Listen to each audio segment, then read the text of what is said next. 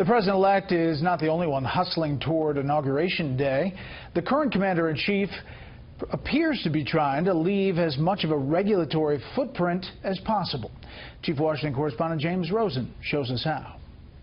President-elect Trump said the biggest surprise in his experience as a politician thus far is his discovery that business leaders are more apt to cite regulation rather than taxes as the biggest drag on growth. Since about 6 years ago, 260 new federal regulations have passed, 53 of which affect this plan. 53 new regulations, massively expensive, and probably none of them amount to anything in terms of safety or the things that you'd have regulations for. In fact, the executive branch is on pace to enact more than 3,700 rules and regulations this year, a new record, with the Federal Register on pace to exceed 87,000 pages, also a record. The White House said President Obama's directive to review red tape, issued in 2011, has purged more than 70 notable regulatory provisions and saved Americans $37 billion. The regulatory work that's being done in this administration is not going to be characterized by a last-minute rush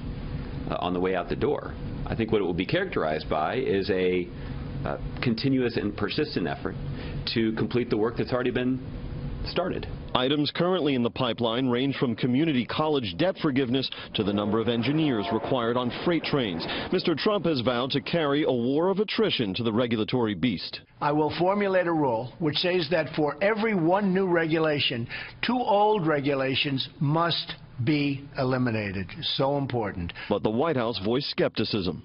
That's the kind of thing I think that probably sounds pretty good on the campaign trail, but maybe a little bit more complicated when you implement it. As of Inauguration Day, Congress will have an option to reject rules and regulations enacted since mid-June. But many Obama-era rules and regulations from before then can also be nullified through executive action, non-enforcement, and other means. You know the regulations are going to be rolled back that are coming forth from Obamacare. You know that's going to be the case with financial regulation. Trump is definitely going after EPA regulations and other rules that have come out over the past year from energy departments say. All of that stuff can be frozen. A study released this week by the American Action Forum, another group that favors deregulation, found that recent EPA rules on heavy trucks push the total regulatory price tag over the next 10 years over the $1 trillion mark, an accounting that will require every man, woman, and child in our regulation nation to cough up $3,080 apiece to satisfy it. That also is real money. Brett? Big tab. James, thank you. You bet.